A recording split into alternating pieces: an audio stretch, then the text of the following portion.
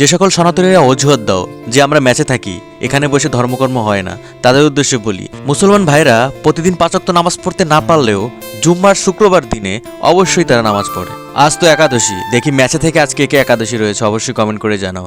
আমরা আমাদের ধর্মগ্রন্থ পড়ি না, তাই অন্য ধর্মের মানুষগুলো যখন আমাদের প্রশ্ন করে তখন আমরা হা করে মুখের দিকে তাকায় থাকি, কারণ আমরা জানি না, আমরা পড়িই না। এটা কিন্তু খুবই লজ্জা।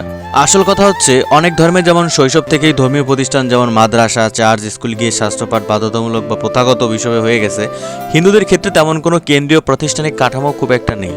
সো কি হয়, বেশিরভাগ হিন্দু পরিবারে ধর্মচর্চা কেবল ঠাকুর ঘরে বা মন্দিরে যাওয়ার মধ্যে সীমাবদ্ধ থাকে। এছাড়া সোশ্যাল মিডিয়া বা লোকমুখে অনেক সময় হিন্দু ধর্মের ভুল ব্যাখ্যা প্রচার করা হয়। প্রকৃত শাস্ত্রজ্ঞ পণ্ডিতের সান্নিধ্যে না যাওয়ার সাধারণ মানুষ একসময় কুসংস্কারকে ধর্ম বলে ভুল করে। তাই সকল সনাতনী ভাইদের বলি, ভাই এখনও সময় আছে, সময় শেষ হয়ে যায় নাই। তুমি পৃথিবীর যে প্রান্তে থাকো না কেন, সেখানে বসেই ভগবানের নাম ডাকা যায়, পালন করা যায়।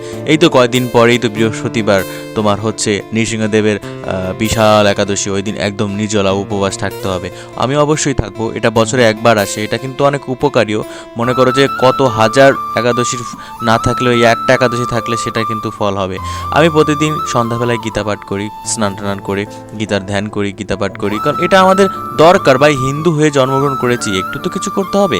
এরপরে বলি বাংলাদেশি হিন্দুদের কথা। 8% থেকে কমতে কমতে এখন 3%-এ আইছে। এর মধ্যে আবার দুইটা পার্টি আছে, এক পার্টি মতুয়া, আরেক পার্টি বৈষ্ণব। এদের মধ্যে রেগুলার মাথা ফাটাফাটি হয়। ভাই তোদের উদ্দেশ্যে বলি, ভাই আমরা সনাতনী, আমরা আলাদা কিছু নয়, আমরা সনাতনী। আমাদের পরিচয় কি? আমরা সনাতনী, দ্যাটস ইট, এনাফ। তো এই ছিল ছোট্ট একটা ভিডিও, কেমন ছিল অবশ্যই কমেন্ট করে জানাও। ভালো লাগলে ভিডিওটা শেয়ার করতে পারো।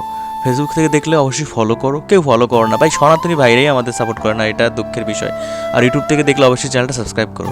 নমস্কার, রাধে রাধে।